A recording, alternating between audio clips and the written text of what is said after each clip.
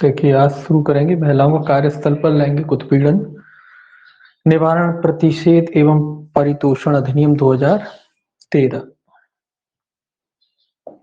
इसका अधिनियम क्रमांक आपको याद रखना है 14 है। अधिनियम क्रमांक किसका है? 14। अधिनियम क्रमांक सभी को याद रखना है। अधिनियम क्रमांक 14 है 2013 का। इसके अलावा इसकी स्वीकृति जो दिनांक है, इसको स्वीकृति प्राप्त हुई 22 अप्रैल 2013 को। स्वीकृति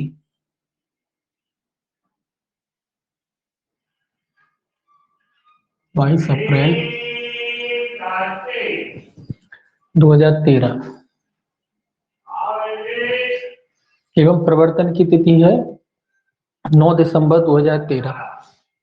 प्रवर्त लिख लीजिए, प्रवर्त ये हुआ है 9 दिसंबर 9/12/2013।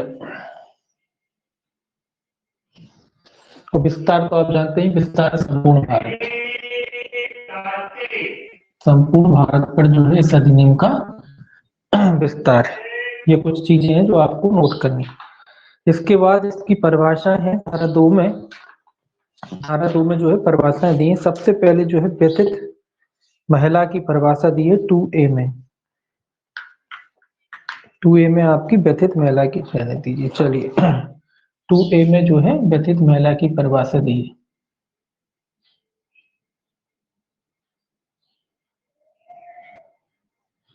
व्यथित महिला कौन होती? व्यथित महिला में आपको पहला तो कार्यस्थल के संदर्भ में दो प्रकार से, कार्यस्थल के संदर्भ में किसे कहते हैं व्यथित महिला, और आपके निवास स्थान के संबंध में किसे कहते हैं। कार्यस्थल के संबंध में, कार्यस्थल के संबंध में व्यथित महिला बोला जाता है किसी भी आयु की महिला, चाहे नियोजित हो या ना हो, किसी भी आयु की महिला, किसी भी आयु की महिला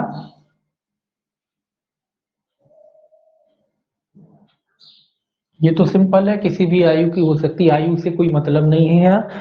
चाहे नियोजित हो या ना हो, ये इंपॉर्टेंट है। चाहे नियोजित हो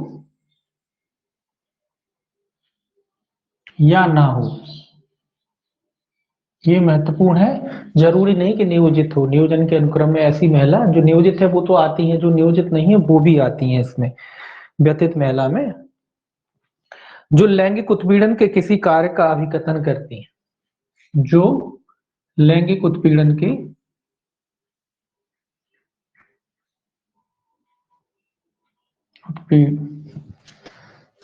उत्पीड़न के कथन का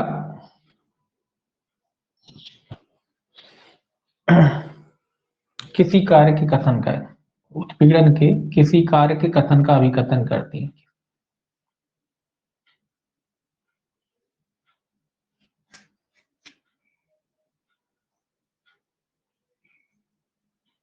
ये याद रखना है आपको कि इसमें कौन सी महिला आती है। कार्यस्थल के संबंध में ऐसी महिलाएं आती हैं, किसी भी आयु की होती हैं। पहली तो आयु तो कुछ आयु कोई महत्व नहीं रखती, इसमें कोई भी आयु की महिला हो सकती है, चाहे वो नियोजित हो या ना हो, है ना, ये इंपॉर्टेंट है। चाहे उस वो जो कौन सी महिला जो कहती है कि उसके साथ लैंगिक उत्पीड़न का कोई कार्य किया गया है, वो महिला इसमें आती है। दूसरा है इसमें घरेलू वाली बात है, निवास स्थान के संदर्भ, निवास स्थान के संदर्भ में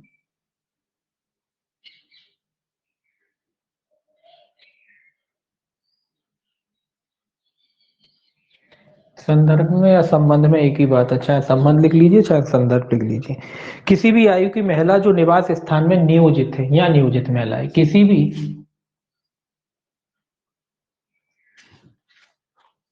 आयु की महिला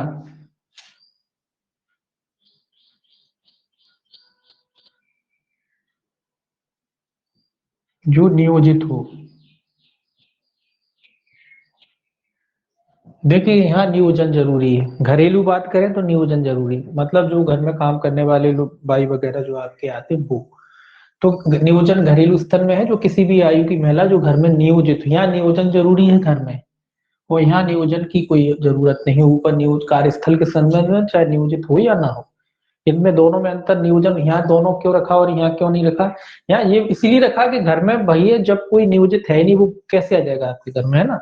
ऑफिस हो गया, कार्यस्थल हो गया, वहां तो जो नियोजित महिलाएं वो तो काम करती ही करती हैं, इसके अलावा कोई बाहर की महिला आती है जो अपना काम कराने के लिए आती हैं, तो वो भी आ जाती हैं। लेकिन घर में तो ऐसा होता नहीं ना, इसीलिए घर में नियोजित जरूरी है और कार्यस्थल पर नियोजित हो या ना हो। तो दोनों प्रकार की जो महिलाएं हैं वो व्यतीत महिला की परिभाषा में आती है। 2B में समुचित सरकार की परिभाषा दी है। समुचित सरकार की परिभाषा आप लिखना चाहें तो लिख सकते हैं, केंद्र और राज्य सरकार। 2B में जो है आपकी समुचित सरकार की परिभाषा दी है। समुचित सरकार, समुचित सरकार का अर्थ आप जानते हैं, केंद्र प्लस राज्य, राज्य सरकार, ठीक है। इसको लिखना हो लिखें, ना लिखना हो ना लिखें, कोई फर्क नहीं पड़ता इससे। 2C जो है फिर आपकी परिभाषा दी है अध्यक्ष की। अध्यक्ष का क्या अर्थ है? अध्यक्ष का अर्थ है धारा 7(1) के अधीन स्थानीय परिषद परिवाद समिति का अध्यक्ष। धारा 7(1) के अधीन, याद रखना है, धारा 7(1) के अधीन कौन सी समिति का अध्यक्ष? स्थानीय परिवाद समिति का अध्यक्ष, परिवाद समिति का अध्यक्ष।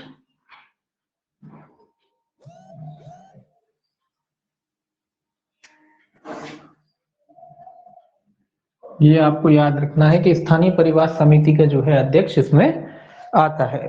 उसके बाद है जिला अधिकारी। 2D में जो है आपकी जिला अधिकारी की परिभाषा है। जिला अधिकारी,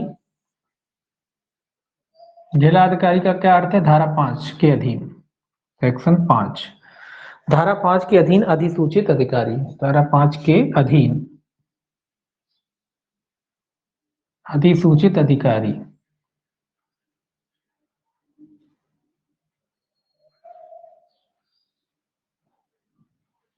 दोनों याद रखना है। अध्यक्ष का मतलब है धारा 7(1) के अधीन स्थानीय परिवार समिति। दो चीजें ये भी याद रखना, स्थानीय लोकल जो समिति होती है उसका स्थानीय परिवार समिति का अध्यक्ष, और जिला अधिकारी का अर्थ है धारा 5 के अधीन अधिसूचित कोई अधिकारी। इसके बाद है 2E। 2E में जो है घरेलू कर्मकार का अर्थ लिखा है, घरेलू कर्मकार। कि भाई घरेलू कर्मकार में कौन आता है? तो ऐसी महिला चाहे नगद या वस्तु के रूप में पारिश्रमिक पर गृह कार्य करने के लिए, चाहे प्रत्यक्ष या अभिकरण के माध्यम से अस्थायी या स्थायी आधार पर नियोजित है।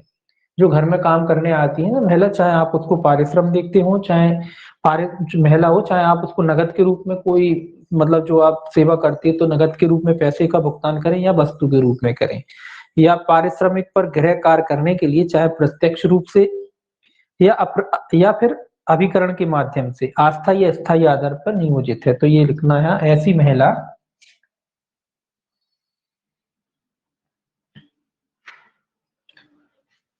महिला चाहे नगद या वस्तु के रूप में, चाहे नगद या वस्तु के रूप में, नगद या वस्तु के रूप में पारिश्रमिक पर गृह कार्य करने के लिए,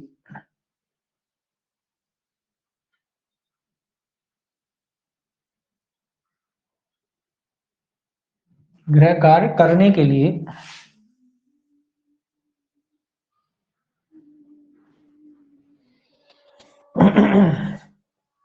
चाहे प्रत्यक्ष या अभिकरण के माध्यम से, प्रत्यक्ष या अभिकरण के माध्यम से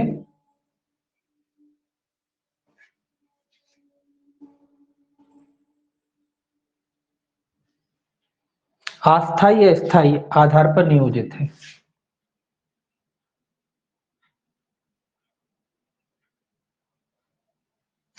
आधार पर नियोजित है।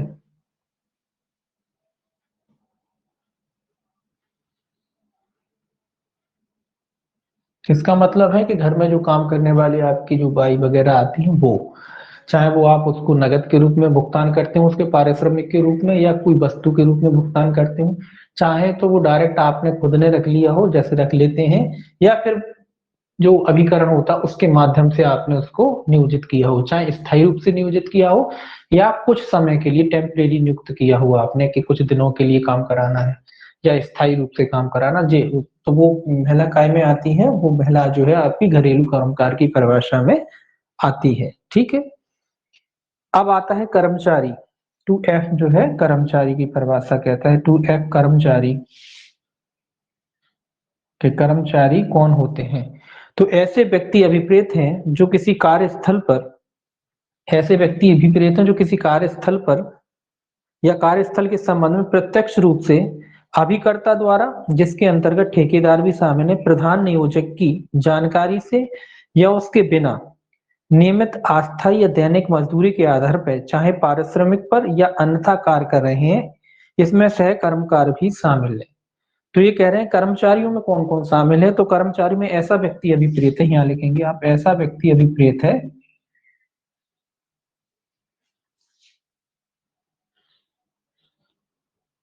ऐसा व्यक्ति अभिप्रेत है या ऐसा व्यक्ति शामिल है जो किसी कार्यस्थल पर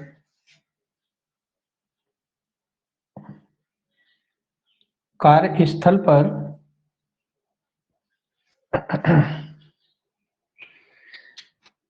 जो किसी कार्यस्थल पर सही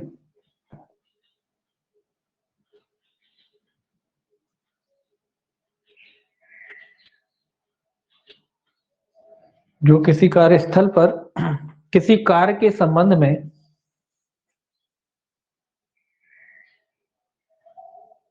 कार्य के संबंध में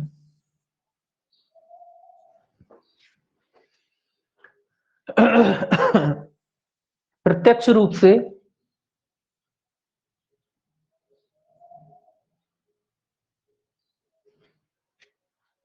या अभिकर्ता द्वारा, एजेंट द्वारा, अभिकर्ता मतलब एजेंट द्वारा, या तो डायरेक्टली लगे हैं या फिर किसी एजेंट के द्वारा लगे हैं, अभिकर्ता द्वारा जिसके अंतर्गत ठेकेदार भी शामिल है, जिसके अंतर्गत जो ठेकेदार के संग में जो काम करते हैं लेबर वगैरह वो भी इसमें आते हैं, जिसके अंतर्गत ठेकेदार भी शामिल है,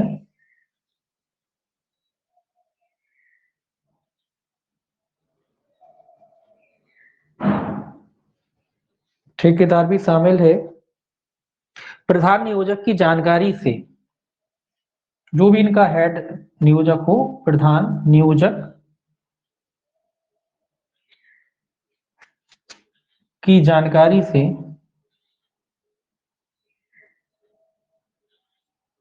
प्रधान नियोजक की जानकारी से या उसके बिना, दोनों बातें हैं, जानकारी में हो या ना हो या बिना, मतलब प्रधान नियोजक जो है उसको जानकारी हो इस बात की कि ठेकेदार ने या जो अभिकर्ता एजेंट है उसे किसी अन्य कर्मचारियों को रखा है, उसको जानकारी हो या ना हो इससे कोई फर्क नहीं पड़ता, इसमें लिखा जानकारी से या फिर जानकारी के बिना,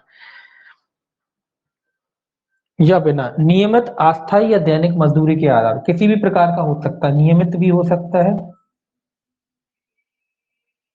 अस्थायी भी हो सकता है, या फिर दैनिक मजदूरी के आधार पर भी लाया जा सकता है, दैनिक मजदूरी के आधार पर, दैनिक मजदूरी के आधार पर चाहे पारिश्रमिक पर या अन्यथा कार्य कर रहा है, चाहे पारिश्रमिक पर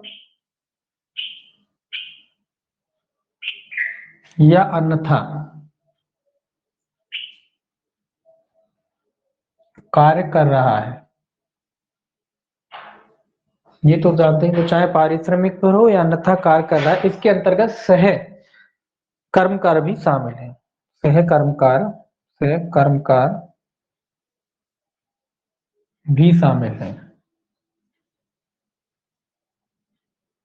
इसके अंतर्गत सीधा पूरा सेंटेंस हो जाएगा, उसके अंतर्गत सह कर्मकार भी शामिल है, जो कर्मकार होते हैं उनकी हेल्प करने के लिए जो होते हैं ना, देखिए जैसे कि आप कोई नियोजन वगैरह है, मान लो कोई कॉन्ट्रैक्ट चल रहा है, कोई तो ठेकेदार लोग ले आते हैं या फिर कोई एजेंट होते हैं, अभिकर्ता होते हैं, वो ले आते हैं लेबर लोगों को, है ना, उनकी हेल्प करने के लिए, फिर और भी कर्मचारी होते हैं तो वो आ जाते हैं, वो क्या कहते हैं मजदूर वगैरह, तो वो भी इसमें शामिल होते हैं।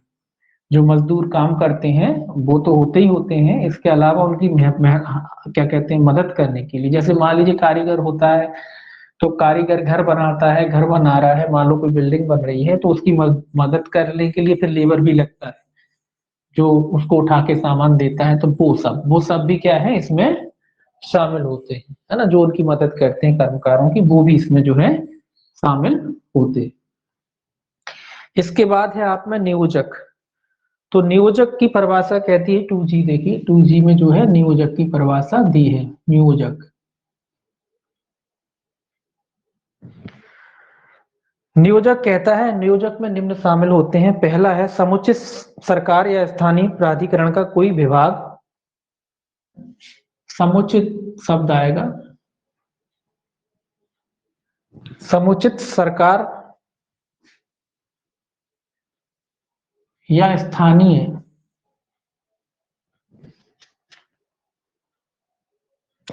प्राधिकरण,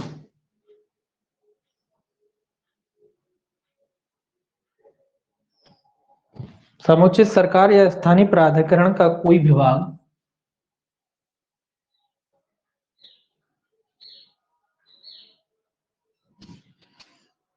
कोई विभाग, संगठन, उपक्रम, विभाग, संगठन, उपक्रम, संस्थान,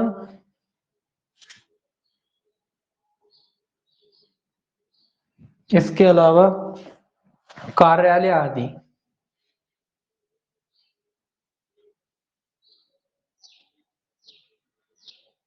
कार्यालय आदि का पर्यवेक्षण और नियंत्रण करने के लिए उत्तरदायी व्यक्ति, का पर्यवेक्षण करने के लिए उत्तरदायी व्यक्ति।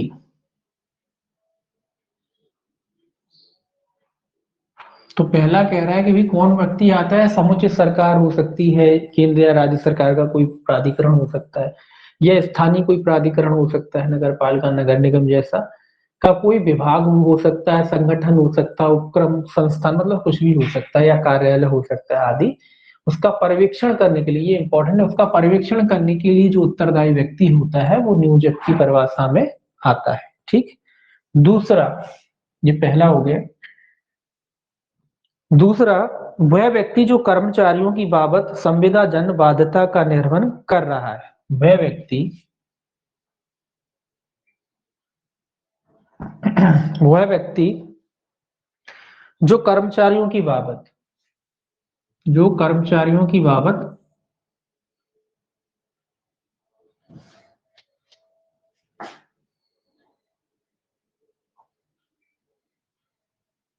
बाबत मतलब उनकी तरफ से, कर्मचारियों की बाबत संविदा जन बाध्यता का निर्वहन कर रहा है,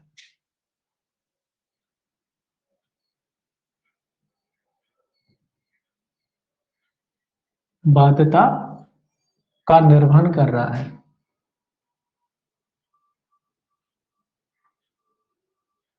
या पालन कर रहा है, एक ही बात है, निर्वहन कर रहा है, तो ऐसा व्यक्ति भी जो है नियोजक की परिभाषा में आता है। वह व्यक्ति जो कर्मचारियों की बाबत या कर्मचारियों की ओर से संविदा जन बाध्यता का क्या कर रहा है, निर्वहन या पालन कर रहा है। तीसरा, किसी निवास या गृह की दशा में जो उसको नियोजित करे, किसी निवास या घर की दशा में जो उसको नियोजित करे,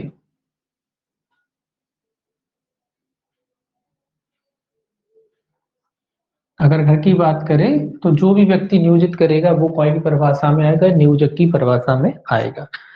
इसके बाद है आपका 2H। 2H परिभाषा आपको याद रखनी है। 2H, 2H जो है आपकी आंतरिक समिति की परिभाषा है। आंतरिक समिति का क्या अर्थ है उसकी परिभाषा दे रखी थी।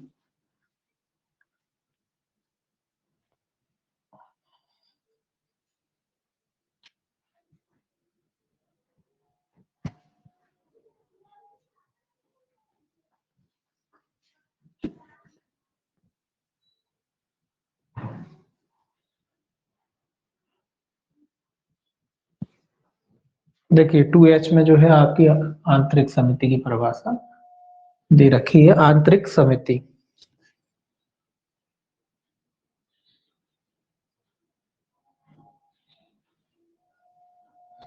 आंतरिक समिति में क्या शामिल, सिंपल सा है, धारा 4 याद रखना है। धारा 4 के अधीन गठित आंतरिक परिवार समिति, धारा 4 के अधीन गठित,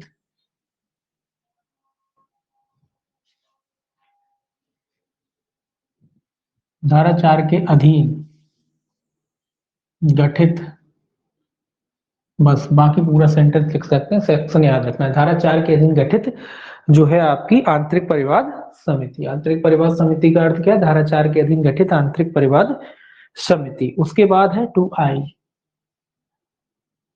2I में जो है आप याद रखेंगे स्थानीय समिति।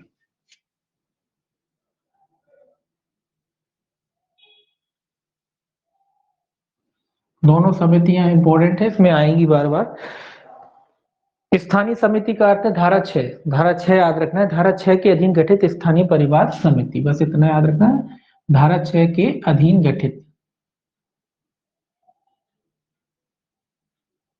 ठीक है। आंतरिक परिवार समिति धारा 4 के अधीन गठित आंतरिक परिवार समिति आती है, और धारा 6 के अधीन गठित है स्थानीय परिवार समिति आती। तो धारा 6 के अधीन स्थानीय परिवार समिति और धारा 4 के अधीन जो है आपकी आंतरिक परिवार समिति को परिभाषित किया गया है। इसके बाद 2J। 2J में जो है आपकी सदस्य की परिभाषा दी रखी। सदस्य का अर्थ दोनों समितियों से है कि दोनों समिति, चाहे आंतरिक परिवार समिति हो चाहे ये। सदस्य का अर्थ है यथास्थिति आंतरिक या स्थानीय परिवार समिति का सदस्य। यथास्थिति, यथास्थिति जैसी भी स्थिति जिसकी भी बात कर रहे हो तो यथास्थिति, ये आपने लिखा ना, आंतरिक या स्थानीय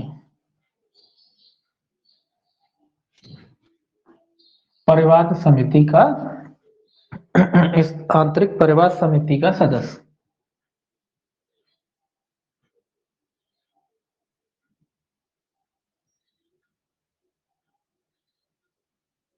दोनों की बात है इसमें, सदस्य में दोनों, चाहे वो आंतरिक परिवार समिति का सदस्य हो या फिर स्थानीय परिवार समिति का सदस्य हो, तो सदस्य की परिभाषा में आता है। 2K में विहित है, विहित को आप देखना नहीं है। 2K में विहित, विहित अर्थ नियमों द्वारा विहित, ठीक, इसको छोड़ दीजिए। 2L। 2L में है पीठासीन अधिकारी। पीठासीन अधिकारी,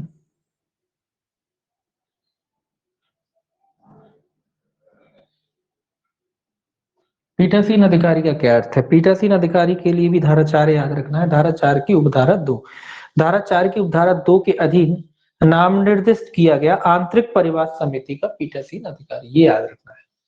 धारा 4 की उपधारा 2 के अधीन नाम निर्दिष्ट किया गया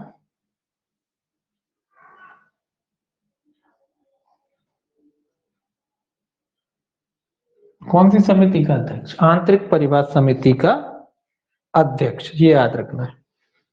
या पीठासीन अधिकारी, आंतरिक परिवार समिति का पीठासीन अधिकारी, आंतरिक परिवार समिति का पीठासीन अधिकारी।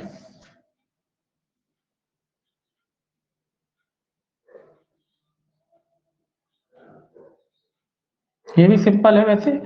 देखिए 4 में आंतरिक परिवार समिति की बात करें, जब 4-2 की बात करेंगे, स्वाभाविक सी बात है कि आंतरिक परिवार समिति की बात हो रही है। तो 4-2 के अधीन नाम निर्दिष्ट किया गया आंतरिक परिवार जो है समिति, उसका जो पीठासीन अधिकारी है वो, ठीक। के बाद 2M याद रखेंगे आप। 2M में जो है आपकी प्रत्यर्थी की परिभाषा दी गई है। प्रत्यर्थी, प्रत्यर्थी का क्या अर्थ है? प्रत्यर्थी का अर्थ है जिसके विरुद्ध व्यक्ति महिला ने धारा 9 के अधीन परिवाद किया है। जिसके विरुद्ध विरुद्ध व्यथित महिला ने, व्यथित महिला को पहली परिभाषा जो थी व्यथित महिला ही की थी। तो जिसके विरुद्ध व्यथित महिला ने किस धारा के अधीन? धारा 9 के अधीन। व्यथित महिला ने धारा 9 के अधीन, धारा 9 के अधीन क्या किया है? पुलिस रिपोर्ट की है कि परिवाद किया है? परिवाद किया है, याद रखेंगे, परिवाद किया है। जिसके विरुद्ध व्यथित महिला ने धारा 9 के अधीन क्या किया है? परिवाद किया है। ये आपको याद रखना है। एक मिनट,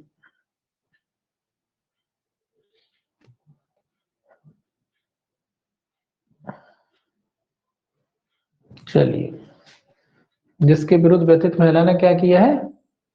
परिवाद किया है। ठीक है, 2M में आता है।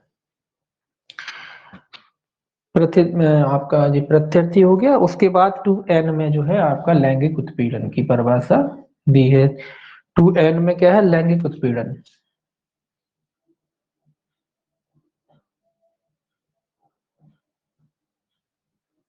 लैंगिक उत्पीड़न का क्या अर्थ है? लैंगिक उत्पीड़न का अर्थ निम्न कारणों को जो है लैंगिक उत्पीड़न माना गया है। निम्न कार्य जो है आपके, निम्न कार्य, कुछ कार्य हैं जिनको लैंगिक उत्पीड़न माना गया है। पहला कहता है शारीरिक संपर्क और अग्रक्रियाएं। शारीरिक संपर्क एवं अग्रक्रियाएं,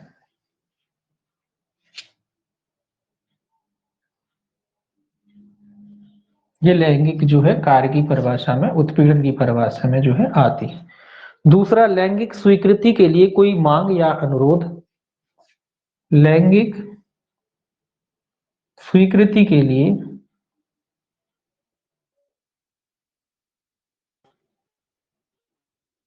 कोई मांग या अनुरोध,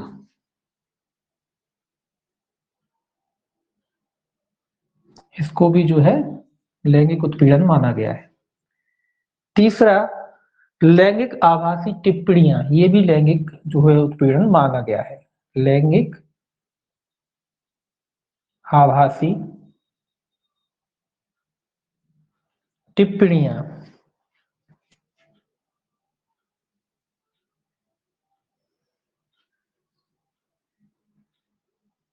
लैंगिक आभासी जो टिप्पणियां हैं उनको भी लैंगिक उत्पीड़न की जो है परिभाषा में माना गया है। इसके अलावा जो है अश्लील साहित्य दिखाना, ये भी जो है लैंगिक उत्पीड़न माना गया है। अश्लील साहित्य दिखाना,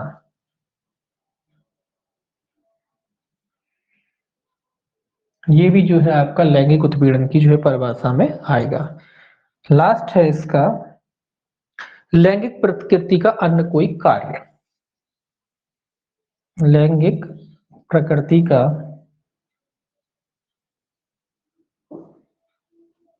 अन्य कोई कार्य,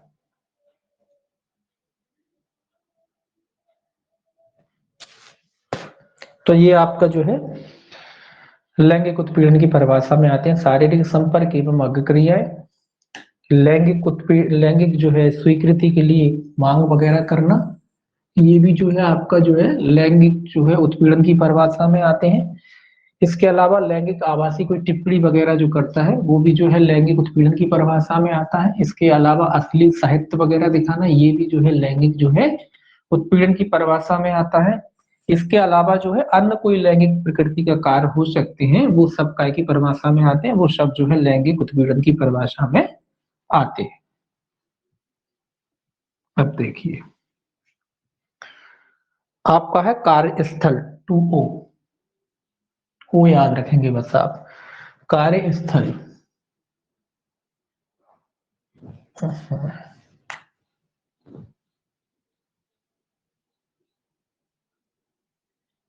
वर्क प्लेस, कार्यस्थल, वर्क प्लेस की जो परिभाषा दी गई है, कोई भी स्थान जहां व्यथित महिला कार्य करती है या नियोजित है, तो कोई भी स्थान, कोई भी स्थान,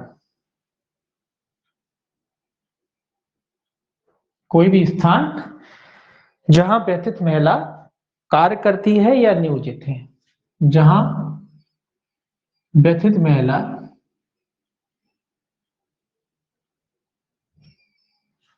कार्य करती है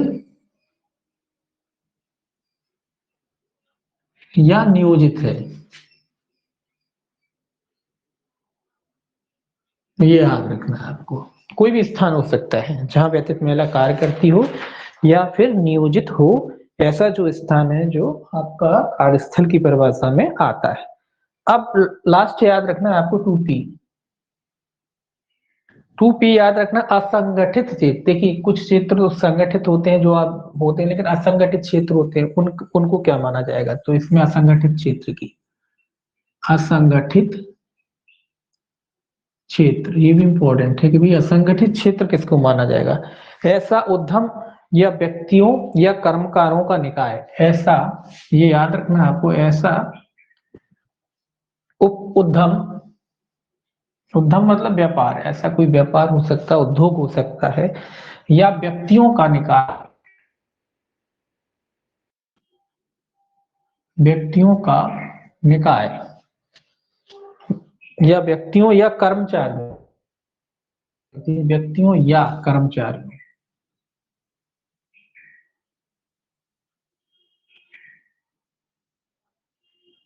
का निकाय,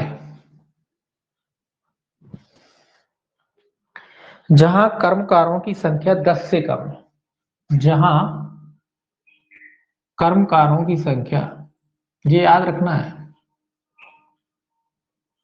संख्या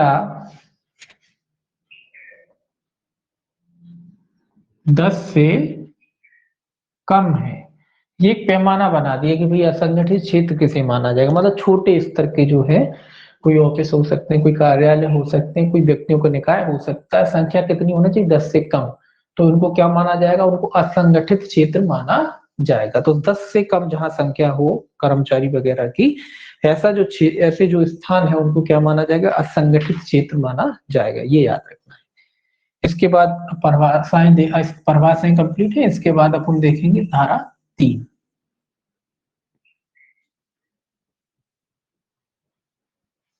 देखिए धारा 3 अब थोड़ा जल्दी लिखेंगे। धारा 3 जो है लैंगिक उत्पीड़न के निवारण की बात है। सेक्शन 3 में क्या है? सेक्शन 3 लैंगिक उत्पीड़न का निवारण,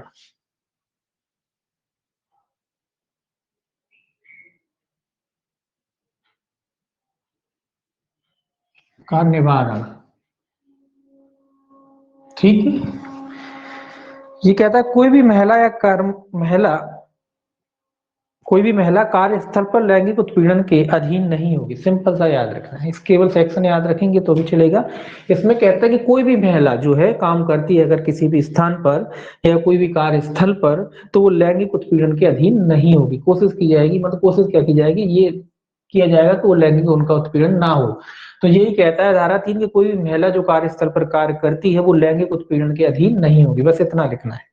तो शायद धारा 3 क्या कहती है? धारा 3 ये कहती है कि कोई भी नियोजित महिला हो, कोई भी कार्य, जो भी महिला कार्यस्थल पर काम करती है, वो महिला जो है लैंगिक उत्पीड़न के अधीन नहीं होगी। बस इतना सा याद रखना है। तो सेक्शन याद रख सकते हैं, और सेक्शन महिलाओं से संबंधित तो सिंपल सा याद रखेंगे कि कोई भी महिला जो कार्यस्थल पर कार्य करती है वो लैंगिक उत्पीड़न के अधीन नहीं होगी। चौथा है आंतरिक परिवार समिति का गठन। सेक्शन 4 में है आंतरिक परिवार समिति का गठन।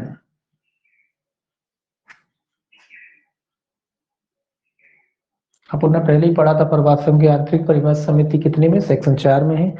तो आंतरिक परिवार समिति का जो है गठन, अब इसमें दो तीन चीजें आपको याद रखनी। पहले तो पहले याद रखना है कि जो आंतरिक परिवार समिति है उसका गठन कौन करेगा?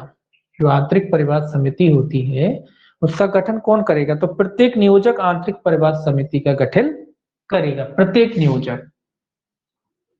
प्रत्येक नियोजक, ये याद रखेंगे। पहला आप ये याद रखें कि प्रत्येक नियोजक जो है आंतरिक परिवार समिति, मैंने आधा ही लिखा, आप पूरा लिखेंगे कि आंतरिक परिवार समिति का गठन करेगा। कौन करेगा? प्रत्येक नियोजक जो है आंतरिक परिवार समिति का क्या करेगा? गठन करेगा। तो ये किसकी जिम्मेदारी है? ये नियोजक की जिम्मेदारी।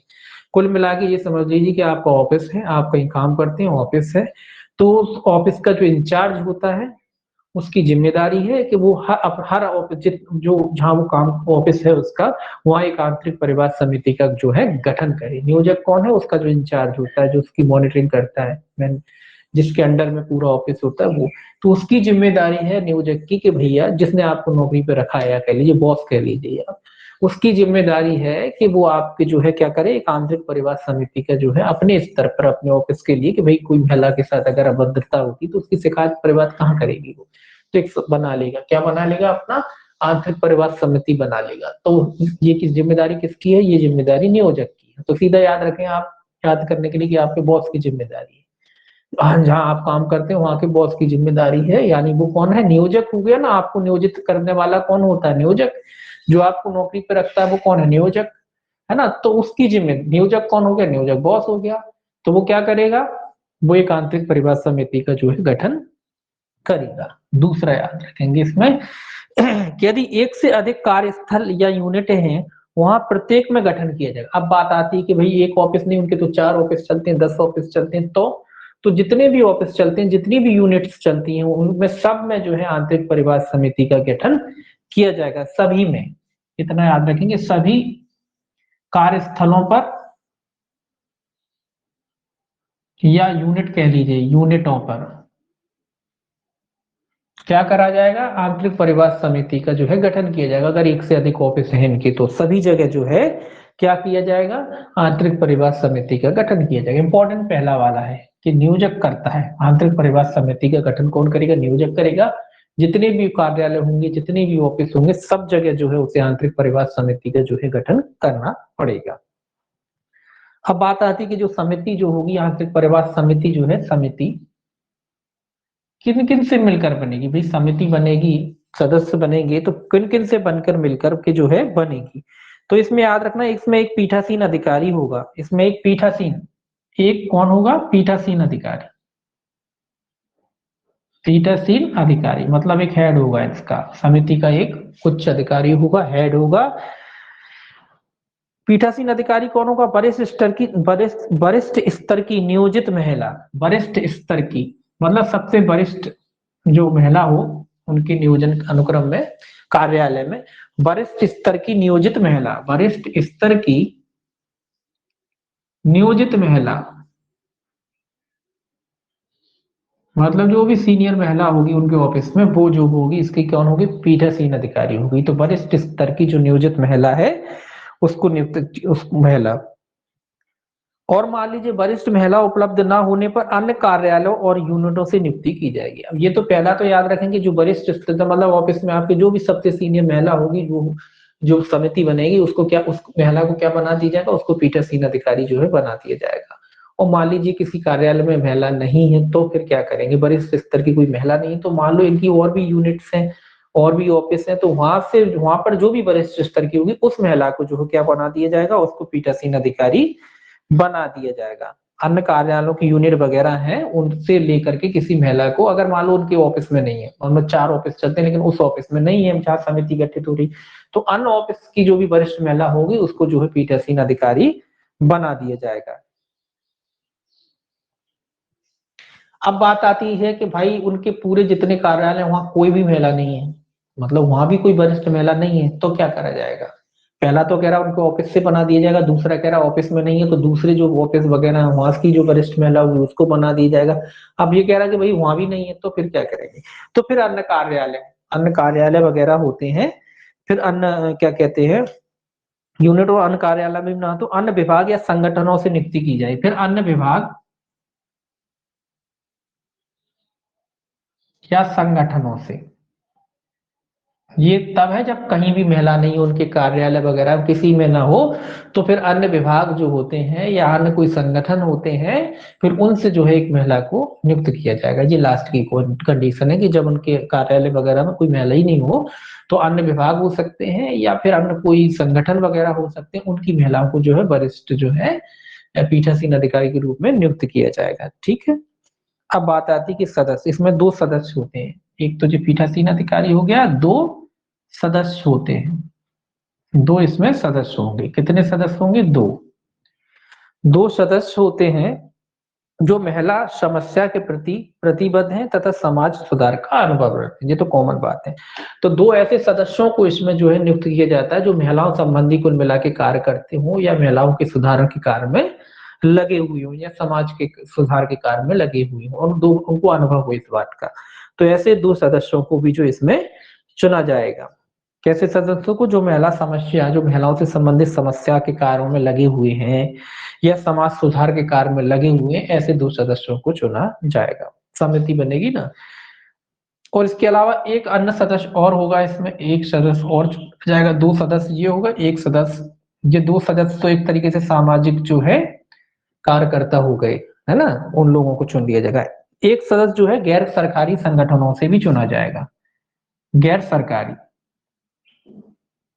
संगठन मतलब शासकीय नहीं होंगे, अशासकीय जो संगठन होते हैं या कह लीजिए गैर सरकारी जो संगठन होते हैं उसमें से भी जो है एक व्यक्ति को चुना जाएगा। कम से कम आधे सदस्य महिला होंगे। इस समिति की एक जो है कि आधे सदस्य जो है महिला होंगे। आधे सदस्य क्या होंगे? महिला। 50% जो है इसकी जो समिति बनेगी उसमें 50% जो जितने सदस्य हैं उसमें से 50% क्या होंगी? महिला की नियुक्ति की जाएगी। प्रत्येक, अब बात आती है कि ये सदस्य जो है कितने वर्ष के लिए होंगे, तो प्रत्येक सदस्य 3 वर्ष की अवधि के लिए पद धारण करेगा। तो 3 वर्ष तक, ये याद रखना है, 3 वर्ष तक प्रत्येक सदस्य कितने वर्ष तक अवधि धारण करेगा? 3 वर्ष तक। ये याद रखेंगे, आधी जो महिलाएं होंगी, है ना, तो ये याद रखना है। सेक्शन 4 में इतना ही। इसके बाद है सेक्शन 5, जिला अधिकारी की अधिसूचना। जिला अधिकारी सेक्शन जो है 5, अपन ने परिभाषा में पढ़ा है कि जिला अधिकारी कितने में? 5 में। जिला अधिकारी, जिला अधिकारी की अधिसूचना। तो जिला अधिकारी की अधिसूचना इसमें याद रखना कौन निकालता है? समुचित सरकार। जिला मजिस्ट्रेट, अपर जिला मजिस्ट्रेट, कलेक्टर, अपर कलेक्टर, उपखंड उप कलेक्टर को जिला अधिकारी के रूप में अधिसूचित कर सकेगी। अब ये याद रखना कि भाई जैसे नॉर्मली अपन रखते हैं याद, के राज्य सरकार करती है, केंद्र सरकार, यहाँ समुचित सरकार है, दोनों सरकारों को है यहाँ शक्ति, यानी केंद्र और राज्य दोनों, समुचित सरकार। जिलाधिकारी की नियुक्ति यहाँ कौन कर रहा है? समुचित सरकार, यानी केंद्र भी कर सकता है और राज्य भी कर सकता है, दोनों कर सकते हैं। कौन से अधिकारी को बनाया जा सकता है? जिला मजिस्ट्रेट, अपर जिला मजिस्ट्रेट, कलेक्टर, अपर कलेक्टर, उप कलेक्टर को जिला अधिकारी के रूप में अधिसूचित किया जा सकता है। तो कुल मिला के ये मान लीजिए कलेक्टर रैंक के जितने अधिकारी होते हैं उन्हीं में से किसी को जिला अधिकारी बनाया जा सकता है। जैसे जिला मजिस्ट्रेट को बनाया जा सकता है, अपर जिला मजिस्ट्रेट को भी बनाया जा सकता है, कलेक्टर को भी बनाया जा सकता है, अपर कलेक्टर को भी बनाया जा सकता है, उप कलेक्टर को भी जिला अधिकारी के रूप में अधिसूचित किया जा सकता है। तो जो कुल मिला के कलेक्टर रैंक के जितने भी अधिकारी होते हैं उनको बनाया जा सकता है। उसमें जिला मजिस्ट्रेट, अपर जिला मजिस्ट्रेट, कलेक्टर, अपर कलेक्टर, उप कलेक्टर को जिला अधिकारी बनाया जा सकता है। तो ये याद रखें, कौन बनाता है? समुचित सरकार जो है बनाती है। इसके बाद सेक्शन 6 देखेंगे अपन। सेक्शन 6 में क्या था? स्थानीय परिवार समिति का गठन। अभी आंतरिक परिवार समिति का गठन 4 में है और स्थानीय परिवार समिति का गठन कितने में? 6 में। स्थानीय परिवार समिति याद करते जाइए, यही अपने आप याद हो जाएगा। देखिए 6 में, 4 में क्या था? आंतरिक परिवार समिति, 6 में स्थानीय परिवार समिति, 4 आपका जिला अधिकारी, ठीक है। 3 में लैंगिक उत्पीड़न का निवारण था और 2 में आपकी परिभाषाएं थी, ठीक। अब देखिए स्थानीय परिवार समिति और उसके गठन वगैरह है, उसकी अधिकारिता वगैरह है, उसमें गठन और उसकी अधिकारिता वगैरह दो, कितने में? 6 में। अब बात आती है कि स्थानीय परिवार समिति जो होती है उसका गठन कौन करता है? केंद्र सरकार करती है, राज्य सरकार करती है, या कोई और करता है? स्थानीय जो परिवार समिति है इसका गठन कौन करता है? पहले अपन ने पढ़ा था ऊपर कि आंतरिक परिवार समिति, जो आंतरिक परिवार समिति है उसका गठन कौन करता है? नियोजक करता है। तो इसका गठन कौन करेगा? इसका गठन जो है आपका जिला अधिकारी द्वारा किया जाता है, संबंधित जिला अधिकारी द्वारा परिवार समिति का गठन किया जाएगा। तो याद रखेंगे जिला अधिकारी, तभी जिला अधिकारी की परिभाषा इससे पहले आ गई, भाई पहले जिला अधिकारी पढ़ लो फिर कोई तो गठन करेगा।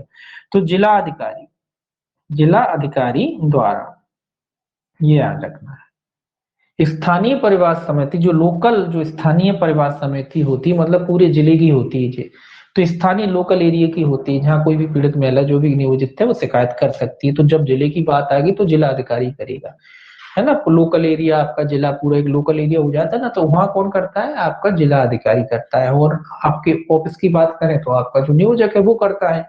तो याद रखेंगे स्थानीय परिवार समिति का गठन कौन करता है, जिला अधिकारी के द्वारा किया जाता है। अब बात आती है कि जहां 10 से कर्मकार हो या परिवार नियोजक के ही विरुद्ध हो, ये कह रहा है कि जहां 10 से, जो आपने पढ़ा था असंगठित क्षेत्र, कि जहां 10 से कम कर्मकार हो, 10 से कम कर्मकार हो, मतलब ऐसा कोई संगठन वगैरह है जहां 10 से कम लोग जो है मिलकर के कार्य करते हैं, या फिर परिवाद नियोजक की, मतलब अब नियोजक के खिलाफ ही मामला है, या परिवाद नियोजक की ही शिकायत हो गई है, परिवाद नियोजक के ही खिलाफ है,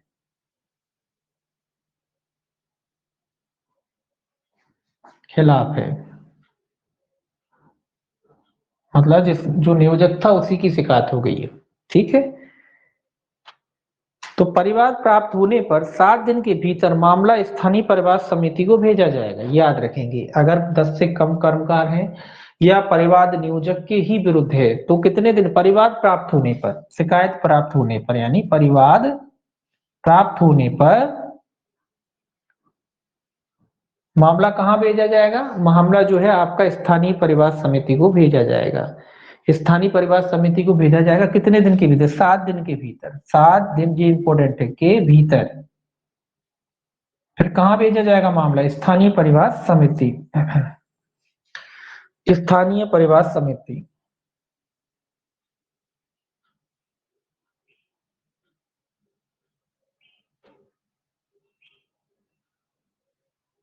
ये इसलिए कि भाई अब नियोजक के विरुद्ध है, अब आप नियोजक से ही थोड़ी ना परिवाद करोगे, नियोजक के खिलाफ ही जा रहे हो, या फिर 10 से कम कर्मकार, असंगठित कोई क्षेत्र है, तो ऐसे मामलों में जो है 7 दिन, जब परिवार प्राप्त हो जाता है तो उसके 7 दिन के भीतर उस मामले को कहाँ भेजा जाएगा, स्थानीय परिवार जो है समिति बनी है उसको भेजा जाएगा।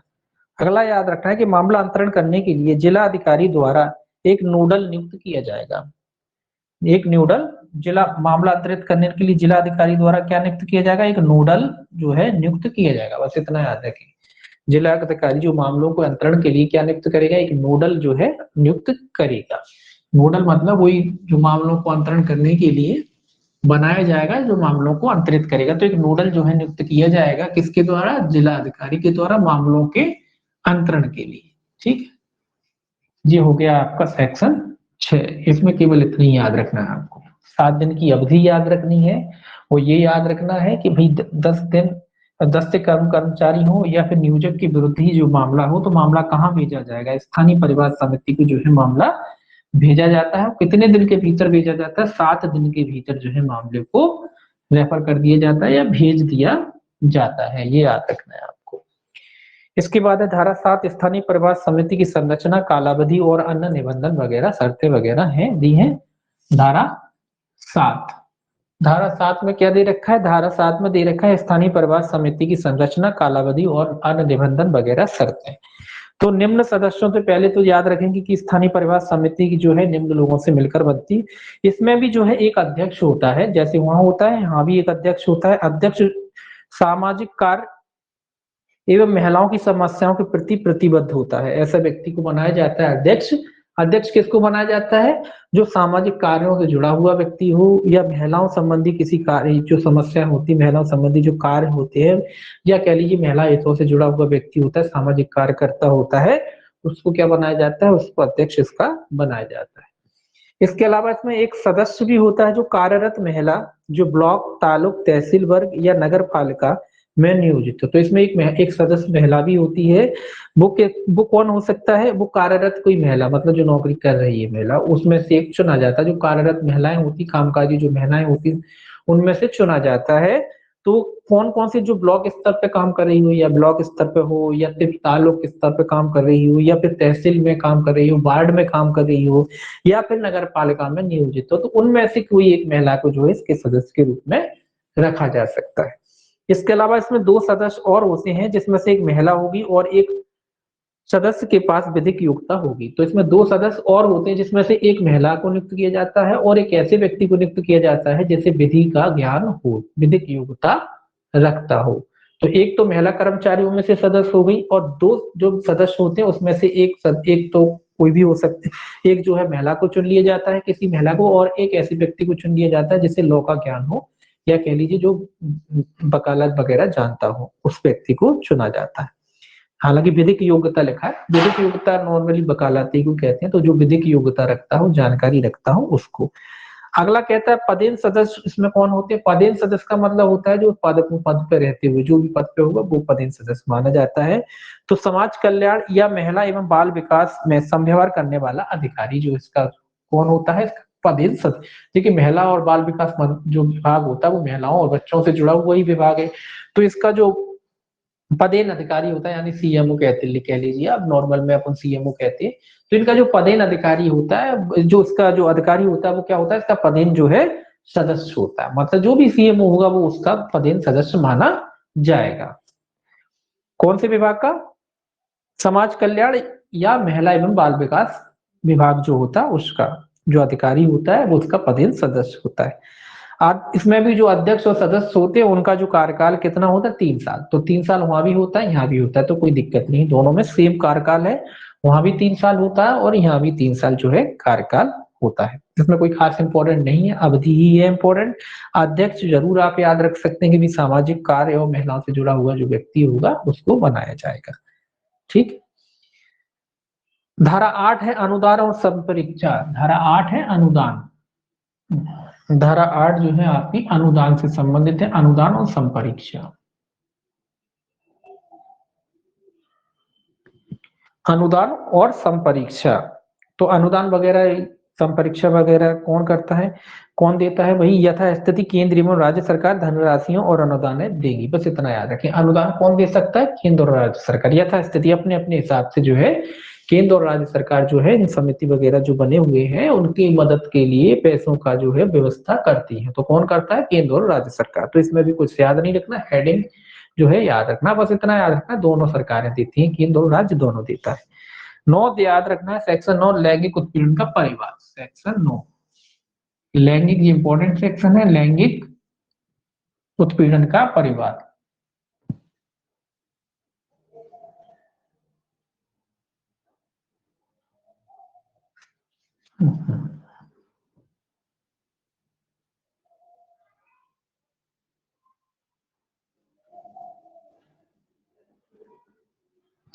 लैंगिक उत्पीड़न का परिवाद।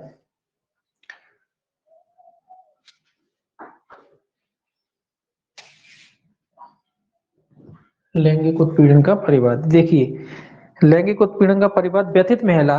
अब बात आती है कि भाई ये परिवाद कंप्लेन की बात आ रही है कि भाई कैसे किया जाएगा। तो व्यथित महिला लिखित परिवाद आंतरिक परिवार समिति को, यदि समिति गठित ना हो तो यथास्थिति स्थानीय परिवार समिति को 3 माह के भीतर करेगी। तो ये याद रखना है कि कौन करेगा? सीधी सी बात है, व्यथित महिला ही करेगी। इसमें परिवाद होता है तो परिवाद कौन करेगा? व्यथित महिला करेगी। किसको करेगी? आंतरिक परिवार समिति को। सबसे पहले तो आंतरिक परिवार समिति को करेगी, आंतरिक परिवार समिति। ठीक है, ये याद रखना है, क्योंकि भैया आंतरिक परिवार समिति बनाई इसीलिए जाती है कि जो भी पीड़ित महिला हो, जिसको दिक्कत हो, वो क्या कर सकती? कंप्लेन कर सकती। तो सबसे पहले जो है व्यथित महिला है वो आंतरिक परिवार समिति को क्या कर सकती है? आवेदन या परिवाद कर सकती है। मान लो आंतरिक परिवार समिति का गठन ही नहीं हुआ है, अभी बनी नहीं है, उस अवस्था में किसे करेगी? उस अवस्था में फिर स्थानीय परिवार समिति को करेगी, स्थानीय परिवाद समिति। अगर मान लो पहला तो ये है कि भाई पहला तो इसको करेगी, और अगर ये नहीं है किसी हालत में, मान लो बनी नहीं है, कहीं है ही नहीं, तो फिर स्थानीय परिवार समिति तो होगी जिले में, तो फिर उस स्थानीय परिवार समिति को जो है महिला क्या कर सकती है? आवेदन कर सकती है, परिवाद कर सकती है। कितने दिन के भीतर? ये याद रखना, 3 माह के भीतर। कितने दिन में करेगी? 3 माह के भीतर जो है परिवाद कर सकती है। तो ये इंपॉर्टेंट है, 3 माह के भीतर करेगी। सबसे पहले आंतरिक परिवार सीधा याद रखें कि जब आपके ऑफिस की बात है तो आपकी जो है आपका आंतरिक परिवार समिति वहां करिए, अगर वहां है नहीं समिति तो फिर स्थानीय परिवार समिति में करिए। और कितने दिन के भीतर कर सकते हैं? 3 माह के भीतर जो है आप परिवार कर सकते हैं, ये याद रखना।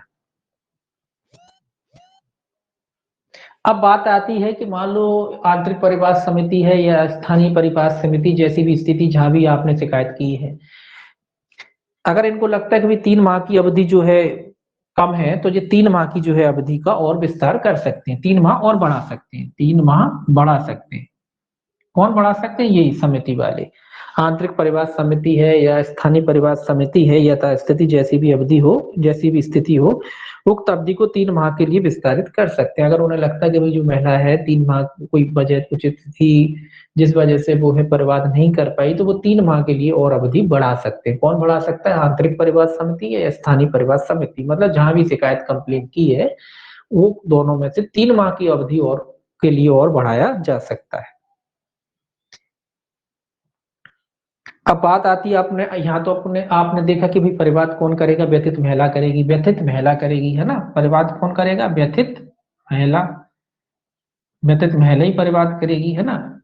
अब मान लो व्यथित महिला कोई शारीरिक रूप से जो है, शारीरिक या मानसिक रूप से जो है पीड़ित हो गई है, या शारीरिक या मानसिक रूप से कोई अयोग्यता उसमें आ गई है मान लीजिए, या कह लीजिए विक्षिप्त अवस्था में हो गई है उस वजह से, तो ये उसकी तरफ से फिर उसके प्रतिनिधि वगैरह ये प्रतिनिधि या अन्य व्यक्ति द्वारा परिवाद भी किया जा सकता है। नॉर्मली तो व्यतीत महिला ही करती है, लेकिन कोई अयोग्यता आ गई है मान लो, जो किसी भी प्रकार की शारीरिक हो सकती है, मानसिक हो सकती है, तो फिर उस व्यतीत महिला की ओर से उसका प्रतिनिधि द्वारा या किसी अन्य व्यक्ति द्वारा जो है क्या किया जा सकता है? परिवाद किया जा सकता है। सामान्यतः तो महिला ही करती है, सामान्य कंडीशन की बात की जाए तो महिला ही करेगी, कोई और नहीं करेगा, केवल महिला करेगी।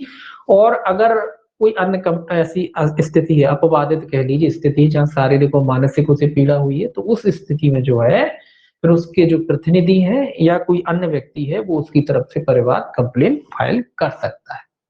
ठीक है। इसके बाद धारा 10 यहाँ लिख लीजिए। धारा जो है आपको 10 देखना है। धारा 10 है सुलह है।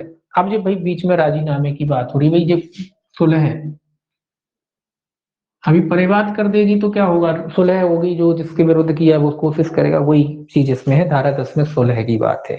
यह था स्थिति आंतरिक या स्थानीय परिवार समिति जांच आरंभ करने से पूर्व व्यतीत महिला के अनुरोध पर सुलह के माध्यम से समाधान करने का प्रावधान करेगी। ये कह रहा है कि दोनों समिति है ना, आंतरिक या स्थानीय परिवार समिति, ये मामले को प्रारंभ करने से पूर्व किसकी सहमति से या किसके अनुरोध से? व्यतीत महिला के अनुरोध से। यहाँ लिखा है व्यतीत महिला के, इसी में लिख देता हूँ, व्यतीत महिला के अनुरोध पर। ये भी याद रखना है आपको कि सुलह किसकी, कौन चाहेगा? जब व्यतीत महिला चाहेगी कि सुलह हो तो ही सुलह कराएंगे। कोई पीड़ित व्यक्ति के यहाँ व्यतीत महिला चाहती है कि भी सुलह हो जाए, राजीनामा हो जाए, तो उसी के आधार पर कार्रवाई करने से पहले आंतरिक परिवार समिति है या स्थानीय परिवार समिति, जहां भी मैटर चल रहा हो, जैसी भी स्थिति हो, तो वो अगर व्यतीत महिला चाहती कि भाई उनके बीच में जो है राजीनामा हो जाए, तो विस्तृत महिला के कहने पर ये लोग क्या करेंगे? ये आंतरिक परिवार समिति या स्थानीय परिवार समिति वाले उसको राजीनामा कराने की कोशिश करेंगे। तो ये दोनों किसके कहने पर? व्यतीत महिला। ये भी याद रखना है। अधिकतर होता है कि भाई जिसके खिलाफ है वो कहता है ना, यहाँ तो व्यतीत महिला कहेगी, व्यतीत महिला के कहने पर, अगर व्यतीत महिला चाहती है राजीनामा तो ही कराया जाएगा, ऐसा नहीं कि जबरन। तो व्यतीत महिला के कहने पर जो समिति है, दोनों समिति है आंतरिक या स्थानीय, ये क्या करेंगे? जो सुलह या राजीनामा कराने की कोशिश करेंगे या प्रयास करेंगे। अब बात आती क्या भाई, जब सुलह होगी तो क्या इन्हें कोई पैसा दिया जाएगा उसके लिए? जैसे होता है ना कि भाई सुलह हो गई, पैसा मिल गया, तो कोई मौद्रिक अनुतोष या मौद्रिक समाधान नहीं होगा। याद रखें, मौद्रिक समाधान नहीं होगा, यानी धन नहीं दिया जाएगा। मौद्रिक समाधान नहीं होगा, ये इसीलिए जोड़ा गया है। मौद्रिक समाधान नहीं होगा कि भाई ऐसा होने लगा तो फिर लोग बाग झूठी शिकायत कर लेने लगेंगे, पैसे ऐंठने लगेंगे, तो इस वजह से ये जोड़ा है कि इसमें मौद्रिक समाधान नहीं होगा, मतलब कोई पैसे नहीं मिलेंगे। राजीनामा हो जाएगा, सब हो जाएगा, लेकिन उसमें उसके बदले, राजीनामा के बदले यहाँ आपको पैसे नहीं के रूप में अनुतोष नहीं दिला जाएगा। तो याद रखें, इसमें मौद्रिक समाधान नहीं होगा। यानी कि कब नहीं होगा? जब, अब वो बात अलग है कि नॉर्मली भैया क्या कहते हैं कि समिति के बाहर आपने पर्सनली ले ली हो, वो एक अलग बात, तो उससे अपने क्या लेना देना, अपने एक्ट की बात करना है। एक्ट क्या कहता है कि भी मौद्रिक समाधान नहीं होगा। जब समिति जो है व्यतीत महिला के कहने पर अगर कोई राजीनामा कराती है तो उसको कोई मौद्रिक अनुतोष नहीं दिलाया जाएगा। ठीक है, राजीनामा हो जाएगा, और भी चीजें हो जाएंगी, लेकिन मौद्रिक अनुतोष नहीं मिलाया जाएगा। ऐसा नहीं कि जिस व्यक्ति ने जो है उत्पीड़न किया है उससे पैसा वगैरह दिला दिया जाए, वो नहीं होगा। ठीक है, तो याद रखें, अगर महिला खुद चाहती है तो अब आप कहोगे कि इसके इस अधिनियम में क्या इस अधिनियम में मौद्रिक अनुतोष मिलता है, लेकिन जब महिला खुद राजीनामा कर, बात समझने वाली है, मौद्रिक अनुतोष मिलता है, धन के रूप में भी सरकार पैसा देती है, लेकिन अगर महिला खुद राजीनामा करती है, चाहती है कि राजीनामा हो जाए, तो उस स्थिति में उसको धन जो मौद्रिक अनुतोष नहीं मिलता। ठीक है, ये याद रखना है। अगर महिला खुद राजीनामा करना चाहती है तो उस स्थिति में फिर वो राजीनामे के बदले में उसे मौद्रिक अनुतोष नहीं मिलता। ठीक है, ये याद रखें। आगे याद रखेंगे कि समाधान होने पर समिति नियोजक या जिला अधिकारी को कार्रवाई के लिए भेजेगी। अब बात आता है कि भाई समाधान होने पर ये जो समिति वगैरह है, ये स्थानीय परिवाद समिति है, इनका समाधान हो गया, मतलब यही कि भाई इस तरीके की कोई घटना वगैरह घटी है, इन्होंने जांच वगैरह करी अपने स्तर पर, जांच करने के बाद इनको लगा कि इस तरीके का जो है कार्य किया गया है। अगर इनने रिपोर्ट, मतलब जो भी रिपोर्ट बनाई उसके आधार पर इनको लगता है, तो समिति नियोजक तो समिति जो है नियोजक या जिला अधिकारी को कार्रवाई करने के लिए भेजेगी। तो कार्रवाई करने के लिए जो अपनी रिपोर्ट किसको भेजेंगे, नियोजक या जिला अधिकारी, दोनों को। तो ये भी याद रखना है कि जिस समिति जो है अपनी रिपोर्ट किसको भेजती है, नियोजक को भेजती है या जिला अधिकारी को भेजती है, किस लिए भेजती है, कार्रवाई करने के लिए। आप कहोगे नियोजक को क्यों, जिला अधिकारी, देखिए नियोजक, मान लो आपके ऑफिस की घटना है, अब जिस समिति ने जांच करी, समिति ने पाया कि भाई ये इन्होंने इस तरीके का अपराध किया, तो नियोजक कोई तो भेजेगा। नियोजक क्या कार्रवाई, नियोजक कई कार्रवाई कर सकता है, उस आदमी को सस्पेंड कर सकता है, उसकी नौकरी को खत्म कर सकता है, उसको बाहर कहीं ट्रांसफर कर सकता है ना, ऐसे ही जिला अधिकारी कर सकता है। तो जैसी भी स्थिति हो, तो नियोजक या फिर जिला अधिकारी को जो है अपनी रिपोर्ट भेजेगी। समिति किसको रिपोर्ट भेजती है, जिला अधिकारी या फिर नियोजक को रिपोर्ट भेजती है। किस लिए भेजती है, कार्रवाई करने के लिए, कि भाई इस पे कार्रवाई करो, जो हमने रिपोर्ट बना दी है, हमें लगता है कि जो इसने जो है ऐसा काम किया है, अब आप इस पे क्या करें, कार्रवाई करें। ठीक है, तो कार्रवाई करने के लिए भेजा जा सकता है। ये तो आप जानते हैं कि भाई जो भी समाधान वगैरह होता है, उस समाधान की प्रतियां दोनों पक्षकारों को दी जाती हैं, ये तो कॉमन सी बात है। समाधान होने पर समिति जांच नहीं करेगी। अब क्या कह रहा है, समाधान मतलब जब राजीनामा हो ही जाता है, अगर समाधान हो गया है, राजीनामा हो गया है, समझौता हो गया है, तो फिर जो है समिति आगे कार्रवाई नहीं करती। ये तो आप जानते हैं कि जब समाधान हो गया तो समिति आगे कार्रवाई क्यों करेगी। अगर समाधान हो जाता है, राजीनामा हो जाता है, तो फिर समिति आगे कार्रवाई नहीं करती। आपके लिए इंपॉर्टेंट फैक्ट इसमें ये दो हैं। एक तो याद रखना कि मौद्रिक अनुतोष नहीं मिलेगा अगर व्यतीत महिला के कहने पर जो है राजीनामा हुआ है या समाधान हुआ है, या फिर जो, ये याद रखना। और दूसरा याद रखना कि जो समिति जो है जांच कर लेती है, तो उसके बाद अपनी रिपोर्ट कार्रवाई करने के लिए नियोजक या जिलाधिकारी को भेजती है। ये दो पॉइंट आपको इसमें याद रखना। अब देखिए सेक्शन 11। सेक्शन 11 परिवाद के बारे में जांच। सेक्शन जो है आपका 11, सेक्शन 11 क्या कहता है, परिवाद के बारे में जांच।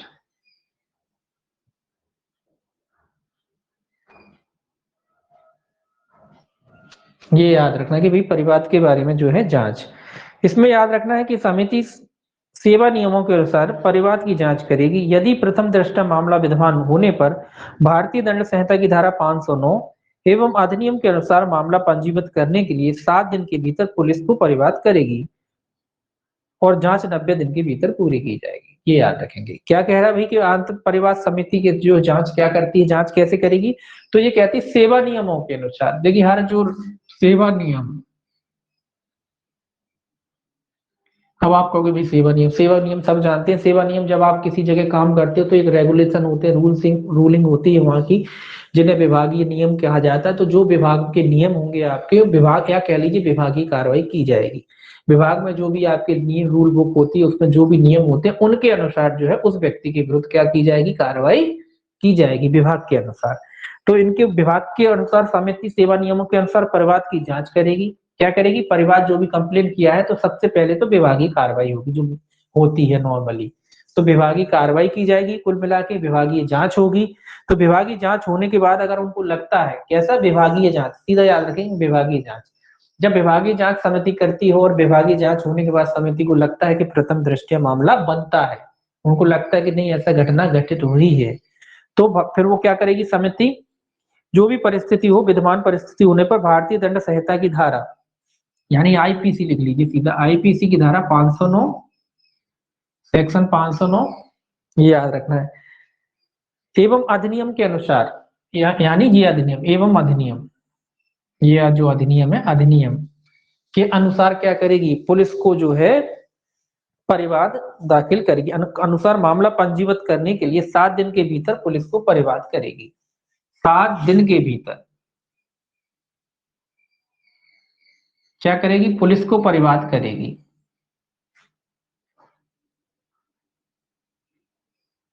ये भी याद रखेंगे। 7 दिन के भीतर जो है सेवा नियमों के अनुसार पहले तो जांच करेंगे, जब जांच पूरी हो जाती है और उनको लगता है कि प्रथम दृष्टया मामला बनता है तो 7 दिन के भीतर आईपीसी की धारा 509 के अधीन या और इस अधिनियम के अधीन, दोनों के अधीन वो है 7 दिन के भीतर जो है पुलिस में क्या करेगी, परिवाद दाखिल करेगी। कौन करेगी, समिति वाले करेंगे। ठीक है। और ये याद रखना है कि ये जो जांच की जो अवधि है, ये जांच कितने दिन में पूरी करेंगे, तो ये भी याद रखना, जांच जो है 90 दिन के भीतर पूरी करेंगे। जांच कितने दिन के भीतर करेगी समिति, 90 दिनों के भीतर, लगभग 3 माह। तो 90 दिनों के भीतर जो है, एक मिनट सर, जांच समिति करेगी कि पुलिस करेगी सर? क्या जांच पुलिस करेगी कि समिति करेगी? ये समिति की जांच है। पुलिस को तो ये परिवाद कर रहे हैं ना, फिर पुलिस की जांच केवल समिति करेगी, पुलिस तो कार्रवाई। एक मिनट में देखूं, थोड़ा सा कंफ्यूज कर दिया। अब देख लेते कौन सा सेक्शन 11, एक बार और कंफर्म कर लेते हैं। 11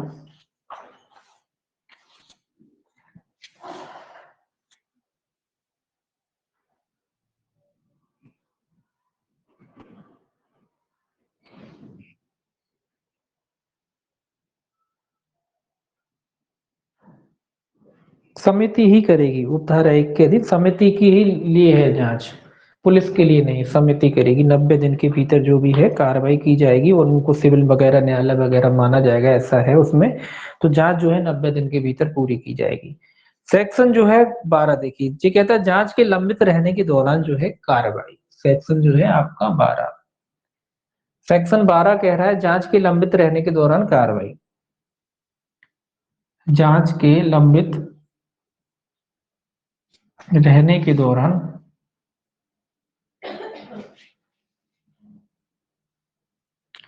कार्रवाई।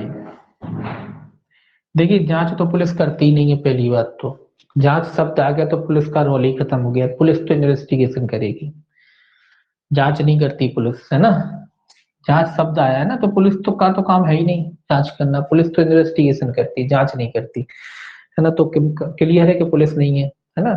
अब देखिए कह रहा है कि जांच के लंबित रहने के दौरान जो है कार्रवाई, जांच के लंबित रहने के दौरान जो है कार्रवाई। अब जांच जब तक लंबित है तब तक क्या किया जाएगा, जांच पूरी होने पर 10 दिनों के भीतर उसकी रिपोर्ट यथास्थिति नियोजक या जिला अधिकारी को उपलब्ध कराई जाएगी। ये कह रहा है जांच लंबित, जांच पूरी होने पर, जांच पूरी होने पर, जब जांच पूरी हो जाती, सीधा लिखते हैं पूरी होने पर, होने पर, जांच पूरी होने पर 10 दिनों के भीतर उसकी रिपोर्ट, ये भी याद रखना है कितने दिनों के भीतर, 10 दिनों के भीतर। ये अवधि याद रखना है कि 10 दिनों के भीतर जो है उसकी स्थिति रिपोर्ट यथास्थिति, दोनों आएंगे इसमें, नियोजक या फिर जिला अधिकारी, नियोजक या जिला अधिकारी को जो है उसकी रिपोर्ट उपलब्ध कराई जाएगी। जैसे जांच पूरी हो जाती है तो 10 दिनों के भीतर जो है उसकी रिपोर्ट किसको भेजी जाएगी या उपलब्ध कराई जाएगी, जिला अधिकारी या फिर नियोजक को, या कह लो नियोजक या जिला अधिकारी को जो है उसकी रिपोर्ट भेजी जाएगी। दूसरा याद रखना है आपको इसमें कि प्रत्यर्थी के विरुद्ध अभिकथन साबित ना होने पर जिला अधिकारी और नियोजक सिफारिश करेगा कि आगे कार्रवाई ना की जाए। अब ये कह रहा है कि जब प्रत्यर्थी जिस पर आरोप लगाया गया था, अगर उस पर कोई मामला बनता नहीं दिखता है तो फिर जिला अधिकारी या फिर नियोजक, जो दोनों में, दोनों को ही शिकायत की जाती है तो दोनों ही, तो जिला अधिकारी या नियोजक सिफारिश करेंगे कि आगे कार्रवाई ना की जाए, आगे कार्रवाई कार्यवाही ना की जाए। ये सिंपल है कि जब 10 दिनों के भीतर इन्होंने जो है जांच आई, उसकी रिपोर्ट आई, उसके बाद किसको भेज दिया इन्होंने, जिला मजिस्ट्रेट या नियोजक को भेज दिया। अब जांच में अगर ये आता है कि जो है प्रत्यार्थी बोलेंगे प्रत्यार्थी, तो जो प्रत्यार्थी था, रिस्पोंडेंट कहते हैं जिसे, तो रिस्पोंडेंट या प्रत्यार्थी था, उसने कोई अपराध अगर नहीं किया है तो जिला अधिकारी या नियोजक कहेगा कि आगे जो है इसके खिलाफ कोई कार्रवाई ना की जाए, या कह लो कार्रवाई को जो है रोक दिया जाए। अब बात आती है प्रत्यार्थी के विरुद्ध अभिकथन साबित होने पर नियोजक या जिलाधिकारी निम्न सिफारिश करेगा। अब ये कह रहा है कि मान लो इनके पहले एक बात तो जो होगी कि सब मामला नहीं बनता तो रुकने की बात करेगा, और अगर मामला बनता प्रतीत होता है, प्रत्यार्थी के खिलाफ जांच हुई है, उसमें निकल करके सामने आता है कि जो मामला है इनके खिलाफ बन रहा है, जो प्रत्यार्थी है उसके खिलाफ बन रहा है, तो नियोजक और जिला अधिकारी क्या कार्रवाई करेगा। तो नियोजक और जिला अधिकारी पहला जो है क्या कर सकता है, सेवा नियमों के अनुसार या अन्यथा लैंगिक उत्पीड़न के लिए कार्रवाई कर सकता है। जो सेवा नियम यानी विभागीय जो कार्रवाई है उसके अनुसार जो है कार्रवाई कर सकता है। कौन करेगा, जिला न्यायाधीश, तो सॉरी जिला मजिस्ट्रेट, जिलाधिकारी, जिलाधिकारी और नियोजक। तो जैसी भी स्थिति हो तो जिलाधिकारी या नियोजक जो है अगर उनको लगता है कि मामला बनता है तो सेवा नियमों या कह दीजिए सर्विस रूल जो होते हैं उनके अनुसार क्या करेगा, या कह लीजिए विभागीय कार्रवाई, तो विभागीय कार्रवाई जो है उनके नियमों के अनुसार उनके उस व्यक्ति के विरुद्ध कर सकता है। तो सेवा नियमों के अनुसार क्या कर सकता है, वो उनके विरुद्ध कार्रवाई कर सकता है। दूसरा, प्रत्यार्थी के वेतन या मजदूरी से व्यतीत महिला या उसके विधिक वारिस को संदत किए जाने के लिए कटौती की जा सकती है, मतलब उसका वेतन भी काट सकता है वो, कि भाई इसने जो इस तरीके का अपराध, एक तो सेवा नियमों के अनुसार कार्रवाई की जाएगी, दूसरा उसका वेतन भी काटा जा सकता है, और ये कहा जा सकता है कि इसके वेतन से जो कटौती होगी, जो पीड़ित या व्यतीत महिला, या तो व्यतीत महिला को या उसके घर के जो भी वारिस वगैरह होंगे उसके व्यतीत, उसके उस पर जो भी आश्रित वगैरह होंगे उसके विधिक वारिस कह लीजिए, तो जो भी विधिक वारिस हो उनको संदाय करने के लिए कहा जा सकता है, मतलब उसकी सैलरी भी काटी जा सकती है, और सैलरी से कंपनसेशन मान लीजिए एक तरीके से कंपनसेशन दिलाया जा सकता है उस महिला को या उसके जो विधिक वारिस है उनको। ठीक है, अब बात आती है कि जो भी राशि वगैरह अगर वो नहीं देता है वेतन वगैरह, तो ये तो आप जानते हैं कि जो राशि वगैरह है वो भू राजस्व की जैसे क्या की जाती है, वसूल की जाती है। नियोजक या जिला अधिकारी सिफारिश से प्राप्त होने पर 60 दिन के भीतर कार्रवाई करेगा। ये कह रहा है कि भाई जो नियोजक जो है कितने दिन के भीतर कार्रवाई करता है, 60 दिनों के भीतर, ये जिससे सिफारिश से जो प्राप्त हुई 60 दिनों के भीतर। जिलाधिकारी या नियोजक जो है कितने दिन के भीतर कार्रवाई करेगा, 60 दिन के भीतर, ये इनके लिए टाइम है। जैसे 10 दिन के भीतर इन्होंने कंप्लेन पूरी रिपोर्ट हो गई तो 10 दिन के भीतर इन्होंने रिपोर्ट की, अब इसके पास आ गई, तो ये जो मामला जो है जिलाधिकारी या नियोजक है कितने दिन के भीतर कार्रवाई करेगा, 60 दिन के भीतर जो है अपनी कार्रवाई पूरी करेगा। ठीक है, ये याद रखना है, इसमें केवल इतना ही। सेक्शन 14 है, ये कहता है मिथ्या या दोषपूर्ण परिवाद और मिथ्या साक्ष्य के लिए दंड। सेक्शन 14 कहता है मिथ्या या दोषपूर्ण साक्ष्य के लिए जो है दंड। सेक्शन 13 में जांच और रिपोर्ट।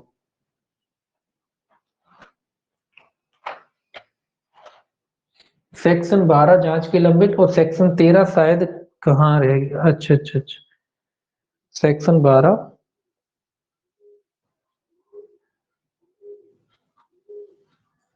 अच्छा वो इसी में मिक्स हो गया, 13 इसी में मिक्स कर दिया मैंने, 13 इसी में है, सेक्शन 13, 12 और 13 इकट्ठा हो गया।